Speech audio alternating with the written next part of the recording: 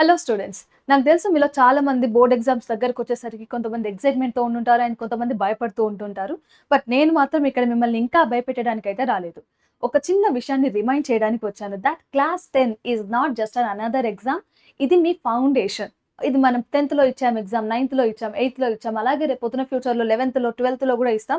So, it's not a big deal అని చాలా మంది అనుకుని టైమ్ వేస్ట్ చేసే వాళ్ళుంటారు.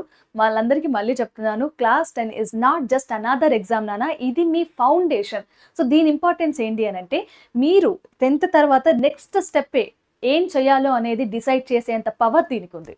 క్లాస్ 10లో మీరు మీ మార్క్స్‌ని బట్టి ఈ రిజల్ట్స్ వస్తున్నాయి కదా! ఈ రిజల్ట్స్ మీకు దేంట్లో ఎబిలిటీ ఉంది, మీరు దేంట్లో కరెక్ట్‌గా పెర్ఫార్మ్ చేయగలరు, మీరు సైన్స్ స్ట్రీమ్ తీసుకోవాలా, లేకపోతే కామర్స్ తీసుకోవాలా, ఒకవేళ మీకు కాంపిటీటివ్ ఎగ్జామ్స్ ఇవ్వాలని అనుకుంటే మీరు ఎలాంటి ఎగ్జామ్స్ ఇవ్వాలి, మీ ఎబిలిటీ, మీ కెపాసిటీని డిసైడ్ చేస్తుంది. దట్ ఆఫ్‌కోర్స్ ఒప్పుకుంటాను. కేవలం just piece of paper can not decide our future అని. కానీ ఇది మనం అనుకుంటాం. కానీ మనం సొసైటీకి ప్రూవ్ చేయాలనుకున్నప్పుడు కొన్ని మనం దృష్టిలోకి తీసుకోవాలి. దట్ మనకి రిజల్ట్స్ కూడా ఇంపార్టెంటే. ఎగ్జామ్స్ అనంటే ఏదో ఊరికే పెట్టరు కదా నాన్న. దాన్ని ఏదో ఒకటి మనం బయటికి చెప్పడానికి మనల్ని మెషర్ చేస్తుంది ఇది. ఏం మెషర్ చేస్తుంది అనేది నేను ఇంకా సేపట్లో చెప్తాను. అండ్ ఈ ఎగ్జామ్ మీ ఫ్యూచర్‌కి నెక్స్ట్ స్టెప్‌కి ఏం చేయాలి అనేది డిసైడ్ చేసేంత పవర్ క్లాస్ 10కి ఉంది. ఇక్కడ క్లాస్ 10లో మీరు ఎంత బాగా చదివారు, మీకు ఎలాంటి హ్యాబిట్స్ ఉన్నాయి, అండ్ మీరు ఎంత డిసిప్లిన్డ్‌గా ఉన్నారు, ఇలాంటి క్వాలిటీస్ అన్నీ, ఈ స్కిల్స్ అన్నీ కూడా మీ రెస్ట్ ఆఫ్ ది లైఫ్ ఉపయోగపడబోతున్నాయి. సో, అంత ఇంపార్టెన్స్ ఉన్న ఈ క్లాస్ 10ని లైట్ తీసుకోకండి, నెగ్లెక్ట్ చేయకండి. నా చాలా మంది స్టూడెంట్స్ క్లాస్ 10లో అరే నేను అప్పుడు బాగా చదువుంటే అయిపోవు, నేను ఇప్పుడు ఈ పరిస్థితిలో ఉండేవాడిని కాదు అని రిగ్రెట్ అవుతున్నారు.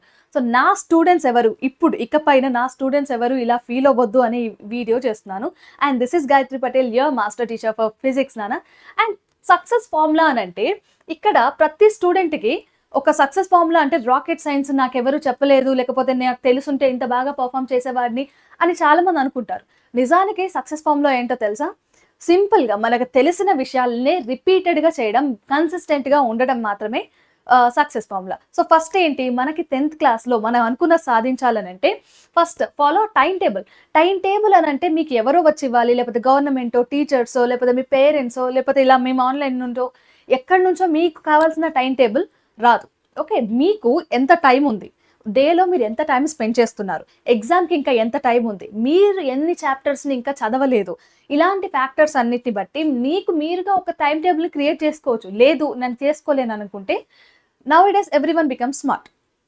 సో, మీ చేతిలో, అందరి చేతిలో సెల్ ఉంది, దాంట్లో మొబైల్ ఉంది, దాంట్లో ఇంటర్నెట్ ఉంది. సో, మనకి గూగుల్ వాడడం తెలుసు, యూట్యూబ్ వాడడం తెలుసు, చాట్ జీపీటీ వాడడం, లేదంటే ఇంకా రకరకాల యాప్స్ వాడడం తెలుసు, రైట్? సో, వీటన్నిటిని యూజ్ చేసి ఒక కస్టమైజ్డ్ టైమ్ టేబుల్‌ని మీరే ప్రిపేర్ చేసుకోవచ్చు. సో, ఓవరాల్‌గా ఇప్పుడు ఒక టీచర్ ఇచ్చినా కూడా వాళ్ళ క్లాస్‌లో ఉండే 50 మెంబర్స్‌కి సంబంధించిన టైమ్ టేబుల్ ఇస్తారు. పేరెంట్స్ ఇచ్చినా కూడా మీ ఇంట్లో అంత మీరు ఎంత చదివారు, మీ కెపాసిటీ ఏంటని అంత తెలియకపోవచ్చు. ఈవెన్ ఆన్‌లైన్ టీచర్స్ ఇచ్చినా కూడా ఒక సెట్ ఆఫ్ స్టూడెంట్స్‌ని కలిపి, లేకపోతే ఆ పర్టిక్యులర్ టైంకి కావాల్సిన టైమ్ టేబుల్ ఇస్తాం. కానీ పర్టిక్యులర్‌గా నీకు కావాల్సిన టైమ్ టేబుల్ వస్తుందా? రాదు. కానీ అది నువ్వు తయారు చేసుకోవచ్చు by using all this technology. మాకు ఎవరైనా ఇంతకుముందు మేము చదువుకునే టైంలో మా టీచర్ మా దగ్గరికి వచ్చి, ఒరేయ్ నువ్వు ఇది చదవట్లేదు, నువ్వు ఇది కావాలి, నువ్వు ఈ టైంలో ఇది చదవాలని చెప్పేదాకా మాకు తెలిసేది కాదు. కానీ ఇప్పుడు స్టూడెంట్స్ అందరూ చాలా స్మార్ట్ అయిపోయారు. ఈవెన్ ఈ టెక్నాలజీని చాలా బాగా యుటిలైజ్ చేసుకుంటున్నారు. నేను ఓన్లీ వేస్ట్ చేస్తున్నారు, టైం వేస్ట్ చేస్తున్నారు అని కాదు. యుటిలైజ్ చేసుకునే స్టూడెంట్స్ కూడా చాలా ఉన్నారు. కాబట్టి అలా యుటిలైజ్ చేసుకొని ఒక టైమ్ టేబుల్‌ని క్రియేట్ చేసుకొని మీకు రెగ్యులర్‌గా దాన్ని ఫాలో అవ్వండి. ఓకే. అది ఎంతో కొంత రోజుకు 1 అవరో, 2 అవరో అది చాలు. అండ్ దాని తర్వాత focus on text books. So, ఎందుకు ఈ పాయింట్‌ని మళ్ళీ చెప్తున్నాను, ఇదో పెద్ద తెలియని విషయం ఏం కాదు కదా! ఎందుకు ఫోకస్ ఆన్ టెక్స్ట్ బుక్స్ అనంటే, నాకు లాస్ట్ ఇయర్ ఒక ఇద్దరు స్టూడెంట్స్ ఉండే నాన్న. ఒకరు హైపర్ యాక్టివ్ ఉండే స్టూడెంట్, ఒకరు నార్మల్ స్టూడెంట్ ఉండే. Okay. So, hyper active student ఏం చేశాడనంటే, మ్యామ్ నాకు 10థ్ క్లాస్ టెక్స్ట్ బుక్స్ నేను ఫస్ట్ 6 మంత్స్‌లోనే చదివేశాను. నాకు ఇంకా సంథింగ్ న్యూ కావాలని వాడు ఇంటర్ టెక్స్ట్ బుక్స్ చదవడం స్టార్ట్ చేశాడు. సెకండ్ ఇయర్ టెక్స్ట్ బుక్స్ చదవడం స్టార్ట్ చేశాడు. తీరా ఎగ్జామ్స్‌లో వాడు పెర్ఫార్మ్ చేశాడు. ఏదైతే చదివాడో ఈ ఫుల్ నాలెడ్జ్‌తోని వెళ్ళాడు. ఇంకొక స్టూడెంట్ నార్మల్ స్టూడెంట్. సో, వాడికి ఏంటి ఎక్కువ విషయాలను గుర్తుపెట్టుకునేంత కెపాసిటీ లేదు. సో, వాడేంటి ఓన్లీ నాకు ఏ టెక్స్ట్ బుక్ ఇచ్చాడు, నా బోర్డ్‌కి ఏ టెక్స్ట్ బుక్ ఉంది, అదొక్కదాన్నే వాడు చదివాడు. అండ్ ఎగ్జామ్ రాశారు. కట్ చేస్తే మార్క్స్ వచ్చాయి. ఇప్పుడు ఒకసారి ఎక్స్‌పెక్ట్ చేయండి ఎవరికి ఎన్ని మార్క్స్ వచ్చుంటాయని. వీడు ఎవరైతే హైపర్ యాక్టివ్ ఉండి అన్నిటిని చదివి అన్నిటిని గ్యాదర్ చేసి రాసాడో వాడికి 65% మార్క్స్ వచ్చాయి. ఎవడైతే ఓన్లీ టెక్స్ట్ బుక్ని మాత్రమే ఫాలో అయ్యాడో వాడికి 95% వచ్చినాయి. తేడా ఏంటి? Quantity doesn't matter, quality matters. వీడు ఎక్కువ చదవాలన్న ఆతృతలో, ఎక్కువ తెలుసుకోవాలన్న ఆతృతలో ఒక పర్టికులర్ టాపిక్ని కరెక్ట్గా గుర్తుపెట్టుకోలేకపోయాడు, రివైజ్ చేయలేకపోయాడు. అదే టెక్స్ట్ బుక్ స్టిక్ అయినోడు వాడు ఒకటే చాప్టర్ని 4 సార్లు చదివాడు కాబట్టి ఎగ్జామ్ హాల్లో వాడికి తొందరగా రీకాల్ అయింది, సో రాసేసాడు. సో ఇది ఇక్కడ మ్యాటర్ ఏం చేస్తుందంటే క్వాలిటీ మ్యాటర్ చేస్తుంది, నాట్ క్వాంటిటీ. ఓకే, అందుకే టెక్స్ట్ బుక్కి స్టిక్ అవ్వండి. దానికి మించిన ఇంకొక వేరే అల్టిమేట్ ఫార్ములా బుక్ ఇంకొకటి ఉండదు. అండ్ దాని తర్వాత right and don't just read. మనకి స్కూల్లో టైం టేబుల్, స్కూల్లో స్టడీ అవర్స్ పెట్టినప్పుడు కానీ, మనం ఏదన్నా లైబ్రరీకి వెళ్ళినప్పుడు కానీ చాలామంది జస్ట్ కళ్ళతోనే చూస్తూ ఉంటారు, పేపర్లను తిప్పేస్తూ ఉంటారు. అరే మనమేమో రాస్తూ పోతూ ఉంటాం, వాళ్ళు అట్లా పేపర్లు తిప్పేస్తూ ఉంటారు. వాళ్ళు ఏంటి అంత స్కిల్ ఏంటి వాళ్ళలో అని అనుకోకండి. నిజానికి చెప్పాలంటే వాడు అనుకుంటున్నాడు అంతే, నేను చదువుతున్నాను అని అనుకుంటున్నాడు అంతే. ఒకవేళ వాడిని బుక్ క్లోజ్ చేసి నువ్వు ఈ హాఫ్ అన్ అవర్లో చదివిందంతా ఒక పేపర్లో రాయనంటే వాడు రాయలేడు. ఎందుకనంటే వాడు చదువుతున్నానన్న ఫీలింగ్లో జస్ట్ చూస్తున్నాడు అంతే, వాడి బ్రెయిన్ దాకా వెళ్ళట్లేదు, కళ్ళ వరకు మాత్రమే వెళ్తున్నాయి. ఇది ఎప్పుడు తెలుస్తుంది వాడికి ఎంత అర్థమైంది, ఎంత అర్థం కాలేదు అని?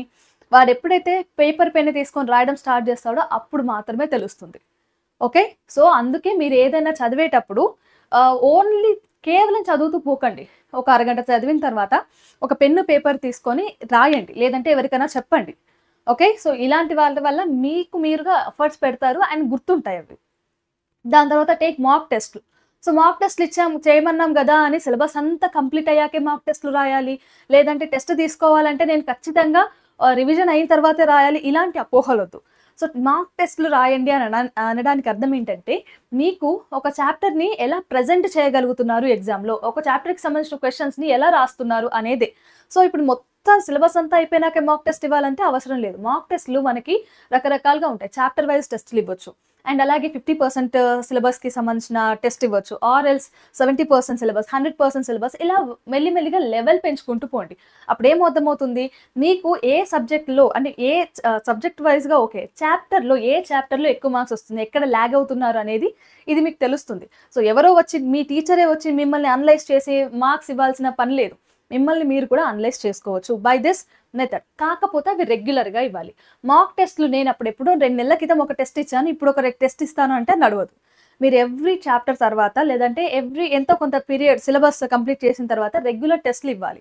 దాని తర్వాత కన్సిస్టెన్సీ. ఇదంతా కూడా నేను బాగా చేశాను మ్యామ్, కానీ నాకు మూడు ఉన్నప్పుడు చేస్తాను, లేదంటే నేను మంత్లీ ఒకసారో లేకపోతే 2 నెలలకు ఒకసారో ఇవన్నీ ఫాలో అవుతాను అని అంటే నడవదు.